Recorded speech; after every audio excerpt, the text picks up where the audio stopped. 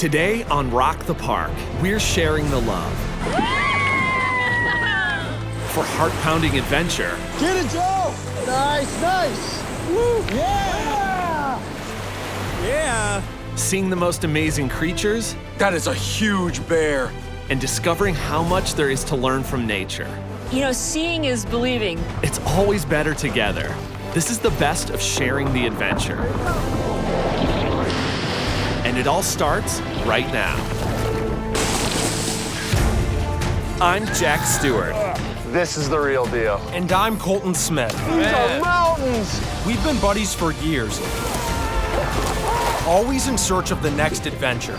Dude, what was that? We share a passion for our national parks and other wild places around the world. Oh my God. Heading off the beaten path. Pushing our limits and experiencing nature's best kept secrets. Here we go! It's how we rock the park.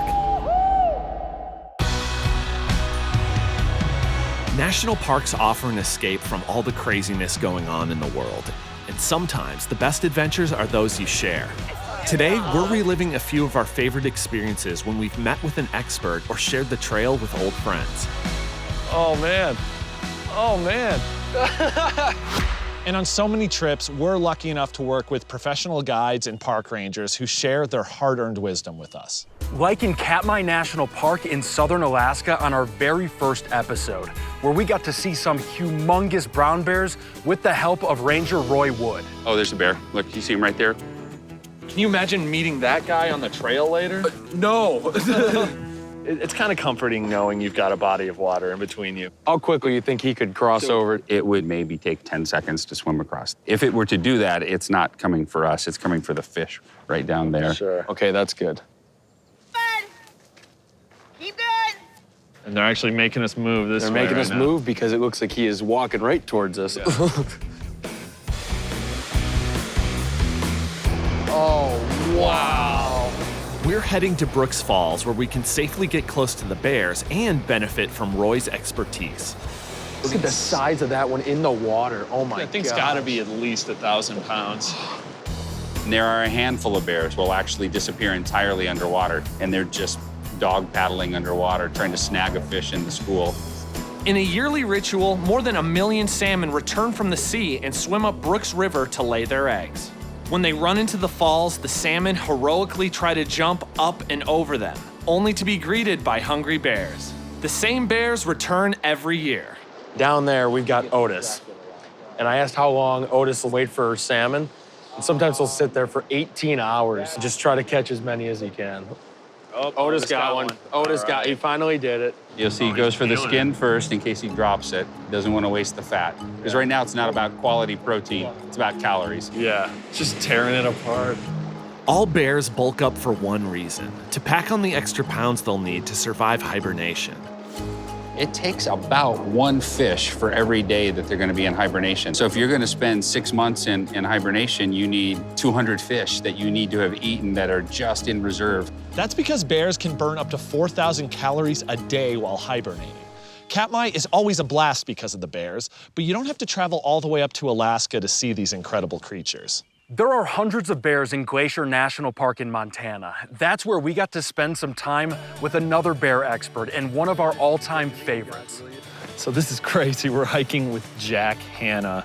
And you know us, we're just two guys, love the national parks, love exploring, but this guy is a legend. For more than 40 years, Jack has inspired millions of people around the world with his love for wildlife and passion for conservation. Jack has a home near Glacier, and today, he's sharing the trail to St. Mary's Falls with us. This is like one of my favorite hikes. It's the beautiful thing about Glacier. No matter what hike you go on, it's going to be magnificent. I want to see you all lead the way. All right, let's go. Because you know why? First person gets the bear. Let's go. Oh, no. Glacier National Park is home to both black bears and grizzlies, so today we're following the two basic bear country rules. 1, make a lot of noise on the trail so that the bears know we're coming. Hey, bear! Hello, bear!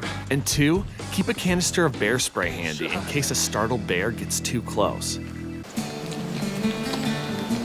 And in case you think that could never happen, once we arrive at St. Mary's Falls, Jack tells us about a close call he had when he turned a blind corner in the park. Here comes a big, huge mama grizzly with two two-year-olds. That's important in this whole story. I said to the people behind me, my wife included, everybody keep going backwards as I'm going backwards. So we got off the trail on a grassy hill, and all of a sudden, the mama bear goes by. Then the other two-year-old went with her. Then the third one, male. His hair bristled up. I yelled, "Here he comes, everybody." He's exactly 15 feet. He's coming at me. I blast him right in the face. He goes, rolls over and runs away. Had the cubs been younger, the mama grizzly would have charged. As it was, the male cub was just trying to prove himself. The bear spray stopped him, but didn't permanently harm him. What happened to me, everyone, is like one in a, who knows how many, million, whatever. But who cares? The whole point, everyone, is the respect for the bear. And that's where knowing those steps, you can get out of what could be a bad situation by simply doing what you're supposed to do. We learned some valuable tips from Jack that day, and we've been inspired to push past our limits by other friends who fearlessly push theirs. Get it, Joe! Nice, nice! Woo! Yeah! Yeah. One of the best parts of exploring the national parks is trying something new, especially when we can share the adventure with a friend. That includes our buddy Joe Stone. The first time we met up in Glacier National Park together, Joe was about to tackle something he had never done before.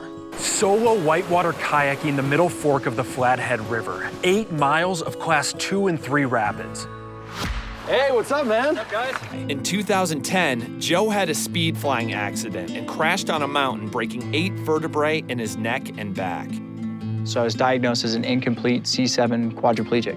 My whole life came to a halt, you know? I thought everything was over, but there was something lingering in the background for me. I know what I'm passionate about. It's the outdoors, it's outdoor adventure. So if I don't at least attempt to get back to it, you know, I've pretty much given up on life. I'm pumped, man. You've actually done this before, right? Just once in a raft with somebody else paddling, so this is my first time actually, like, solo. And this is our first time on class 3 rapids. We got some whitewater up here. Whoop, whoop. Here we go, boys! Joe is putting us to shame. He's a tactical wizard, just guiding himself around every one of these giant rapids. Get it, Joe! Nice, nice! Woo! Yeah! Whoa! Whoa! Keep on the wave. Keep straight on the wave. Woo-hoo-hoo! Yeah! All right! Man, that experience was so cool. Joe is such a solid guy. Every adventure we've had with him has been epic. The most recent one was a trip to Utah to go mountain biking near Moab. You've got a lot of room to maneuver here. It's not like single track at all. Little dip. Whoa, whoa, whoa. Big dip right there, big dip. Joe is testing out a new hand cycle prototype to see how it handles the sand, boulders, and slick rock we'll encounter today.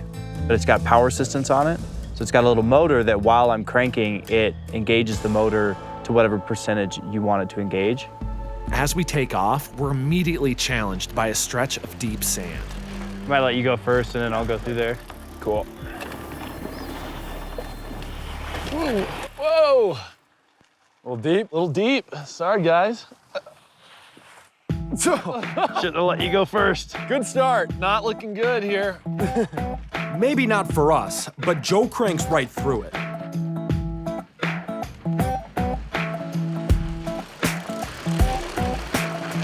As a person with a disability, I feel pretty fortunate that we have access to the technology we have today, because it wasn't that long ago.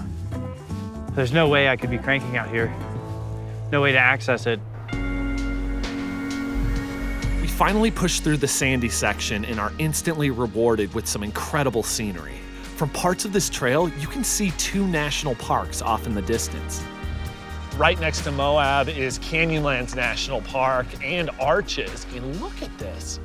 You've got this like mesa cliffside with just these absolutely crazy rock formations jetting off of them. And that means some tricky terrain here on the trail. I might actually need like a spotter on this, to be honest. Yeah. Okay. Just see how it goes.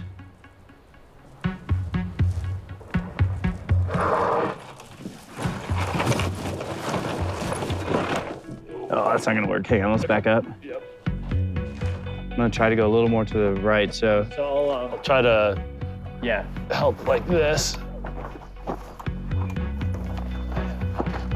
Yeah, man. Sweet. There we go. Yeah. Thanks, dudes. It's that teamwork. Appreciate it. The next hill forces both Colton and me off our bikes. Whoa. But for Joe, the trike helps him more easily navigate the obstacles. Ooh, guys. We're definitely at the Slick Rock uphill section, so let's look out for these dinosaur tracks. Awesome. I've been looking forward to this part. Utah is a hotbed for dinosaur discovery. More fossils have been discovered here than in any other state. Wow, check this out. Are these them? Yeah, I think so. There are thousands of prints embedded in the rocks in Utah, and these are Allosaurus tracks. This enormous 30-foot-long dinosaur most likely ate smaller dinosaurs. Its serrated teeth were up to 3 inches long and could cut like a steak knife. I heard that it's all right to pour some water on it to like get a better sense of the print. Yeah, look at that. Yeah. Dinosaurs cross the same path that we're crossing right now. It's just kind of mind-blowing. Yeah. There's nothing like sharing an awesome discovery with an old buddy like Joe, or tackling a new challenge with someone who knows it better than anyone else. It started with a sense of wonder. You grow up in the shadow of Mount Rainier and you kind of yearn to climb it someday.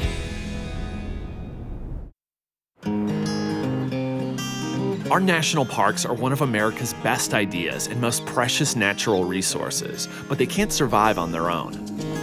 One of the perks of what we do is often getting to meet the people responsible for protecting and preserving these amazing places. The Secretary of the Interior oversees all our national parks and our public lands. And one of our biggest thrills was spending a few hours with Sally Jewell when she held that position.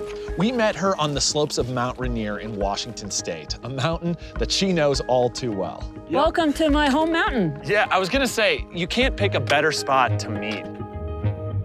Born and raised in Seattle, Sally's actually summited Mount Rainier 7 times.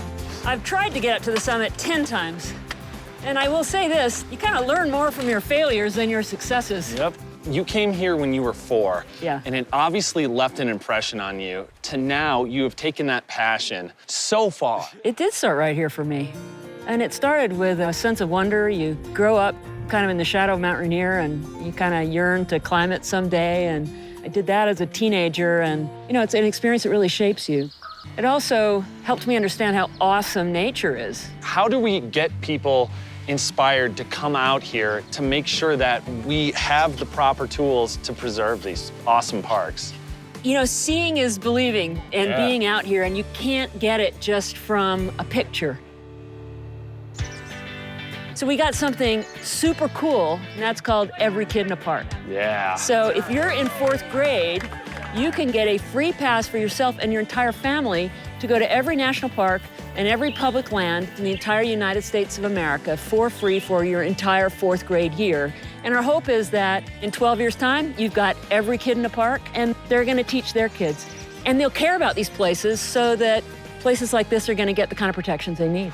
What a great public servant and amazing mountain climber. Sally Jewell did so much for our national parks, but she also had a lot of help from others. There are many organizations that exist solely to help preserve our national parks, and we've been fortunate enough to work with one of them that's been around just about as long as the National Park Service itself. We're headed to the Rings Loop Trail to meet up with our friend Teresa Pierno, who is the president of the National Parks Conservation Association. The NPCA has been protecting our national parks for more than 100 years. So should we hit the trail? Absolutely. Let's do it. Let's go. This area is called Hole in the Wall. The cliffs are volcanic ash and lava that built up over millions of years, and the holes are where hot gas expanded inside the cooling lava. Today, they provide the perfect nests for birds like the red-tailed hawk. And these canyons are also, we could see bobcat, or mountain lion. I just picture them like perched up somewhere, like spying on you like they do. And Mountain lions hunt by stalking and ambushing prey, and they can drop down from as high as 50 feet. Bobcats have similar hunting habits. They're smaller, but strong enough to bring down a small deer. And I've seen one bobcat, so that was quite amazing because you just aren't used to seeing them in the wild. Right. To protect endangered animals like the bobcat and mountain lion, you have to pay attention to things like the air the animals have to breathe. The National Park Conservation Association, we're working to make sure that coal-fired power plants are cleaned up or shutting down those that are just so polluting, and also looking at other sources for energy, renewable energy, and things like that that can make a huge difference in the air pollution, air quality. You have to look at the entire ecosystem. Yes. And so if you really don't pay attention to that and really take care of what's just on the edge of those parks, you're really not going to be protecting them for the future. That's why we love sharing the parks with the next generation, because we know nature can change lives, and those young people will work to protect it. The more I felt better about myself in the water, the more I felt better about myself outside of the water. We're looking back on some of our favorite shared adventures, whether it's a political leader, wildlife expert, or a buddy. Spending time together in nature is always inspiring. Nature is my sanctuary. It's empowering. It can be a gateway to a deeper understanding of ourselves. And for me, that started when I was a kid taking trips to the national parks. So when it comes to sharing those kinds of experiences with the next generation, we're all in.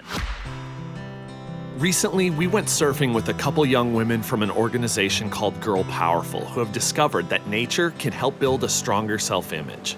The first time I got into the water, like the ocean, I was absolutely terrified. yeah. And then the more I got in, my self-esteem built up and I was like, I can do this, I can swim in the ocean. The more I felt better about myself in the water, the more I felt better about myself outside of the water. That's incredible. Today, we are surfing at Leo Carrillo State Park in Malibu, California. And as always, the ocean can be humbling, but that's what makes you stronger. Almost there. And immediately a big wave comes and just thrashes all of us. You guys all right? Yeah. But I'm really impressed with these girls. They get right back on the board and start paddling to get past the break. I turn around and Maya and Marley are right in back of me. They've cleared the first obstacle. One of the things that I love about surfing is you're so connected to the ocean. We look over and dolphins are just swimming right by us. It was absolutely beautiful. It's amazing for me to see the joy that both of these young women are experiencing right now out in the water. You feel incredibly small, but at the same time, you're in tune with nature. And when you feel a part of something that large, that's where you find that sense of empowerment. All of a sudden I look over and Maya is just cruising straight for the beach. She nailed it.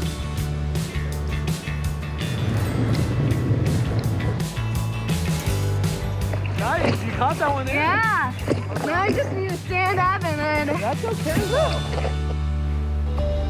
If I go to the beach, it like feels so good and Yeah. it just like lets you be free and it's like, it's so nice. Yeah, totally. I get that for sure. I think that is the incredible thing about the ocean, the lessons of trust and teamwork and just all the different things that you can learn. Patience, yes, exactly. I love activism now, and I don't think I would have had that voice if it wasn't for the way the ocean made me feel like there's something bigger than this. It's not just you and your tiny little bubble. Yeah, I love that. Yeah. Good job, guys. And that's exactly why we continue to share our adventures in the national parks. Experiencing wildlife and enjoying the beauty and challenge of the outdoors can change lives. Oh. Yeah, man. And remember, There's a lot of steps out here. There are, but you know what? If we can do it, So can you. so the next chance you get, go out and rock the park. Deep down, I'm like really hoping we'll Yeah. be able to see a python. Maybe if there's handling to be done, I'll leave that to you guys. Sure. A lot of the risk of the wilderness are just a matter of knowing limitations, and if we encounter an alligator, we're just gonna be calm and the alligator's gonna avoid us and it won't be an issue. Totally. Well, on that note. Yeah, let's get in there.